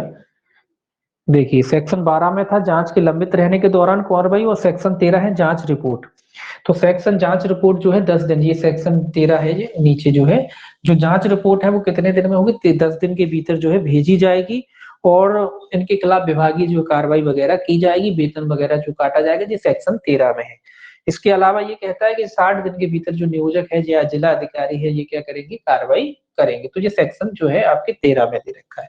सेक्शन 14 कहता है मिथ्या या दोषपूर्ण परिवाद और मिथ्या साक्ष्य देने के लिए दंड। तो सेवा नियमों या विहित प्रक्रिया के अनुसार कार्रवाई की जाएगी, बस इतना याद रखें कि अगर कोई मिथ्या या दोषपूर्ण परिवाद करता है या मिथ्या साक्ष्य देता है तो उसके खिलाफ जो है सेवा नियमों के अनुसार या जो भी विहित प्रक्रिया है उसके अनुसार जो है कार्रवाई की जाएगी। सेवा नियम और विहित प्रक्रिया के अनुसार कार्रवाई की जाएगी, इतना ही याद रखना है इसमें। सेक्शन जो है 15 कहता है आपका प्रतिकर का अवधारण, जो प्रतिकर दिलाया जाएगा, जो कंपनसेशन दिलाया जाएगा उसका अवधारण किसके द्वारा कराया जाएगा, आंतरिक समिति या स्थानीय परिवार समिति द्वारा। तो जो भी जैसी भी स्थिति हो, या तो आंतरिक परिवार समिति द्वारा किया जाएगा या स्थानीय परिवार समिति द्वारा किया जाएगा। प्रतिकर का जो अवधारण है कि भाई जो महिला है उसको प्रतिकर दिलाना है तो कितना, अब आपको अगर प्रतिकर पहले कहा था ना, यहाँ राजीनामा जब होता है वहां प्रतिकर नहीं, बाकी प्रतिकर तो है एक्ट में, लेकिन जब महिला स्वयं राजीनामा करती है तो वहां उसे प्रतिकर नहीं दिलाया जाएगा। यहाँ प्रतिकर दिलाया जाएगा, और प्रतिकर का निर्धारण कौन करेगा, आंतरिक परिवार समिति या फिर स्थानीय जो परिवार समिति है, ये जो लोग हैं जो है प्रतिकर का जो है अवधारण करेंगे कि कितना जो है प्रतिकर दिलाया जाए। 16 कहता है परिवार की अंतर वस्तुओं और जांच कार्रवाइयों के प्रकाशन या सार्वजनिक करने का प्रतिदेश, इसमें हेडिंग याद रखेंगे। केवल सेक्शन 16 जो है प्रकाशन से संबंधित है कि जो भी कार्रवाई वगैरह चूंकि महिलाओं से जुड़ी है, लैंगिक शोषण से जुड़ी हुई है, इसीलिए इनका प्रकाशन वगैरह पर रोक लगाता है धारा 16, बस इतना याद रखेंगे। 17 जो है ये कहता है परिवार की अंतर वस्तुओं और जांच कार्रवाइयों के प्रकाशन या सार्वजनिक करने के लिए दंड, ये कह रहा है सार्वजनिक करने के लिए दंड, ये तो प्रकाशन पर रोक लगाता है 16। 17 कहता है उसका दंड के भाई अगर किसी ने कर दिया है, प्रकाशन वगैरह कर देता है तो उसके लिए जो है दंड की व्यवस्था कितने में की गई है, 17 में। कितना दंड होगा, सेवा नियमों के अनुसार, यहाँ सब इतना ही लिखा है कि जो भी दंड होगा उसको सेवा नियमों या विहित नियमों के अनुसार शास्ति का दायी होगा। अगर कोई व्यक्ति प्रकाशन वगैरह करा देता है तो सेवा नियमों के अनुसार जो है उसके खिलाफ कार्रवाई की जाएगी, क्योंकि कर्मचारी वगैरह तो सबसे पहले आप तो जानते हैं कि सेवा नियमों के अनुसार ही कार्रवाई होती है, तो सेवा नियमों के अनुसार जो है इनके खिलाफ जो है कार्रवाई की जाएगी। अब बात आती है 18 अपील, यहाँ देख लीजिए सेक्शन जो है 18 जो है अपील, जो सेक्शन याद रखेंगे अपील, और दो चीजें इसमें याद रखना है आपको बस कि जो है अपील कितने दिन में होगी, तो अपील 90 दिन में होगी। अब बात आती है कि 90 दिन में तो होगी, लेकिन होगी कहाँ, अधिकरण को की जा सकेगी, ये याद रखेंगे 90 दिनों में अधिकरण को ये याद रखेंगे कि 90 दिनों के भीतर जो है अपील कहाँ होगी, अधिकरण को होगी। तो अपील जो है 90 दिनों में होगी और कहाँ होगी, अधिकरण जो होता है उसके समक्ष जो है अपील की जा सकती है। 19 में जो है नियोजक के कर्तव्य दिए हैं, तो इसको भी आपको केवल हेडिंग याद रखना है, ज्यादा कर्तव्यों में ध्यान नहीं रखना है, कोई इंपॉर्टेंट नहीं है, नॉर्मली जो होते हैं वही कर्तव्य है। तो हम नियोजक के कर्तव्य है 19 में, सेक्शन 19 में हेडिंग याद रखेंगे कर्तव्य है, बस अपील याद रखेंगे कि अपील 90 दिन में होगी, कहाँ होगी, अधिकरण को होगी। सेक्शन 20 है जिला अधिकारी के कर्तव्य और शक्तियां, जो नियोजक के कर्तव्य है, नियोजक के कर्तव्य कितने में, 19 में, और जिला अधिकारी के कितने में, 20 में। दोनों के तो कर्तव्य है, दोनों में कर्तव्य है, बस इतना याद रखें, कर्तव्य दोनों में है, 19 में नियोजक के हैं और 20 में कौन के हैं, जिला अधिकारी के हैं। अब जिला अधिकारी के क्या कर्तव्य है, इसमें एक दो चीजें जरूर याद रख सकते हैं कि जिला अधिकारी जो है स्थानीय समिति द्वारा प्रस्तुत की गई रिपोर्ट को मॉनिटर करेगा। जिला अधिकारी का क्या कर्तव्य है कि जो स्थानीय परिवार समिति उसको रिपोर्ट भेजती है, जो अपन पहले पढ़ा, उसको क्या करता है, मॉनिटर करता है, ये उसका कर्तव्य है। लैंगिक उत्पीड़न एवं महिलाओं के अधिकारों के संबंध में जागरूकता फैलाना, ये भी काम है जिला अधिकारी का, कि जो लैंगिक उत्पीड़न संबंधी जो कार्य होते हैं, महिलाओं संबंधी जो कार्य होते हैं, उसके लिए जागरूकता फैलाना। तो इसका मॉनिटरिंग करना भी काम है जिला मजिस्ट्रेट का। तो मॉनिटरिंग करना किसका काम है, जिला मजिस्ट्रेट का काम है। किसकी मॉनिटरिंग करता है जिला मजिस्ट्रेट, स्थानीय परिवार समिति जो होती है उसकी जो रिपोर्ट प्रस्तुत की जाती है उसकी मॉनिटरिंग करता है, साथ ही साथ प्रचार प्रसार भी करता है, जागरूकता फैलाना जिले के भीतर। अब 21 से समिति द्वारा वार्षिक रिपोर्ट प्रस्तुत किया जाना है। सेक्शन 21 है क्या है, वार्षिक रिपोर्ट। वार्षिक रिपोर्ट कौन पेश करेगा, समिति करेगी। समिति जो है अपनी वार्षिक रिपोर्ट जो है पेश करती है, नियोजक और जिला अधिकारी को प्रस्तुत करेगी। अब बात आना है कि जो समिति जो है अपनी वार्षिक रिपोर्ट पेश करती किसको करेगी, यहाँ दो ही चीज आती है, नियोजक और जिला अधिकारी, तो कोई कंफ्यूजन नहीं होना चाहिए कभी के कोई नियोजक है कि दोनों आते हैं। तो नियोजक या जिला अधिकारी जैसी भी स्थिति हो, इसको ये जो समिति जो है अपने पढ़ा, आंतरिक परिवार समिति, स्थानीय परिवार समिति जो है अपनी क्या करेगी, वार्षिक रिपोर्ट पेश करेगी। जिलाधिकारी रिपोर्ट का संक्षिप्त विवरण राज्य सरकार को भेजेगा। अब ये तो जानते हैं कि भाई जिलाधिकारी जो है अब रिपोर्ट प्राप्त हो गई तो ये घर पे रख के थोड़ी ना बैठेंगे, रिपोर्टें बनाई जाती है सरकार के लिए, तो जो जिलाधिकारी है उस रिपोर्ट को कहाँ भेजेगा, राज्य सरकार को भेजेगा, नियोजक नहीं भेजेगा। जिलाधिकारी होता है ना उनका, सरकार डायरेक्ट अब 365 लोगों से नहीं लेती, कलेक्टर है उसी के माध्यम से सब जाता है, या जिला अधिकारी कह लीजिए वो कलेक्टर ही रहता है, तो उसके माध्यम से सारी जाती है। तो जिला अधिकारी जो है रिपोर्ट किसको भेजेगा, राज्य सरकार को भेजेगा। जी समिति वाले जो है नियोजक या जिला अधिकारी को अपनी रिपोर्ट भेजते हैं, और राज्य सरकार को रिपोर्ट कौन भेजता है, जिला अधिकारी जो है रिपोर्ट भेजता है। जो रिपोर्ट समिति से प्राप्त हुई है जिलाधिकारी को, वही रिपोर्ट जो है वो सरकार को भेज देता है, राज्य सरकार को। सेक्शन जो है आपका 22, सेक्शन 22 कहता है वार्षिक रिपोर्ट में नियोजक द्वारा जानकारी सम्मिलित किया जाना। ये एक सेक्शन याद रखें कि नियोजक द्वारा जानकारी सम्मिलित किया जाना। वार्षिक रिपोर्ट में जो नियोजक है वो उसमें क्या कर सकता है, जानकारी सम्मिलित कर सकता है। नियोजक रिपोर्ट एवं उसकी संख्या यदि हो कि जानकारी जिलाधिकारी को देगा। ये नियोजक की जिम्मेदारी है कि अगर नियोजक रिपोर्ट एवं उसकी संख्या कि भाई कितनी रिपोर्टें वगैरह हैं, उसकी कोई जानकारी वगैरह अगर उससे होती है नियोजक को, तो वो भी जानकारी किसको भेजता है, वो भी जो है जिलाधिकारी को जो है उसकी जानकारी भेजता है। नियोजक भी किसको जानकारी भेजेगा, नियोजक जिलाधिकारी को भेजेगा। ठीक है, समिति वालों ने नियोजक को भेजा और नियोजक ने किसको भेजा, नियोजक ने भी जिलाधिकारी को जो है भेज दिया। अब 23 है समुचित सरकार द्वारा कार्यान्वयन की मॉनिटरिंग और डाटा रखा जाना। इसमें भी हेडिंग याद रखेंगे। ये कह रहा है कि समुचित सरकार मतलब केंद्र और राज्य सरकार जो भी सरकारें हैं, जितना भी इस अधिनियम के तहत काम हो रहा है, ये सब रिपोर्टें वगैरह बनाई जा रही हैं, ये सब इसकी मॉनिटरिंग करेंगे और पूरी डाटा वगैरह आंकड़ा वगैरह ये लोग अपने पास सुरक्षित रखेंगे। 24 में भी जो है आपको हेडिंग याद रखना है, समुचित सरकार अधिनियम को प्रचारित करने के उपाय करें। तो 24 में जो है प्रचार है। प्रचार कौन करेगा, मिलकर के करेंगे। केंद्र और राज्य सरकार दोनों की जो दोनों क्या करेंगे, मिलकर के इस अधिनियम का क्या करेंगे, प्रचार प्रसार करेगी। 23 में क्या है, 23 में मॉनिटरिंग और डाटा वगैरह रखना है और 24 में क्या है, उसका प्रचार प्रसार करना है।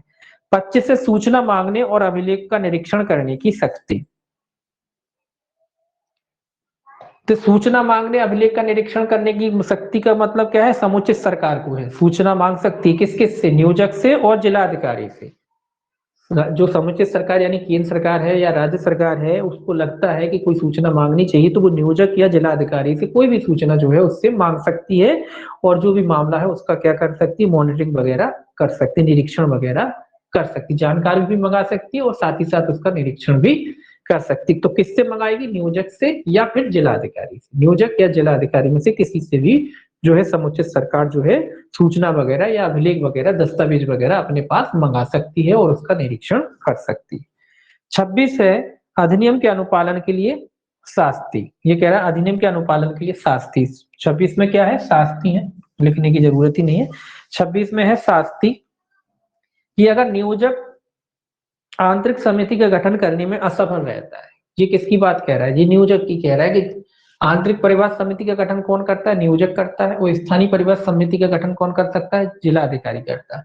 तो ये कह रहा है कि नियोजक जो है आंतरिक परिवार समिति का अगर गठन करने में असफल रहता है और धारा 13, 14 और 22 के अधीन कार्रवाई करने में असफल रहता है। दो बातें हैं, एक तो समिति बनाने में असफल रहा वो, और धारा जो है 13, 14 और 22 के अधीन जो है कार्रवाई करने में अगर असफल रहा, ये नियोजक के लिए कह रहा है, या अन्य कोई असफलता उसकी रहती है या अन्य कोई नियमों का पालन करने में असफल रहता है। तो कुल मिला के सीधा सीधा है कि एक तो समिति बनाने में असफल रहता है, दूसरा कोई भी नियम जो है उसका पालन करने में जो है नियोजक असफल रहता है तो उसे 50,000 रुपए तक के जुर्माने से दंडनीय होगा एवं उन्हें ऐसा करने पर दुगने दंड से दंडित किया जाएगा। तो ये याद रखें, नियोजक कितने जुर्माने से दंडनीय होगा, 50,000, बस इतना याद रखना है।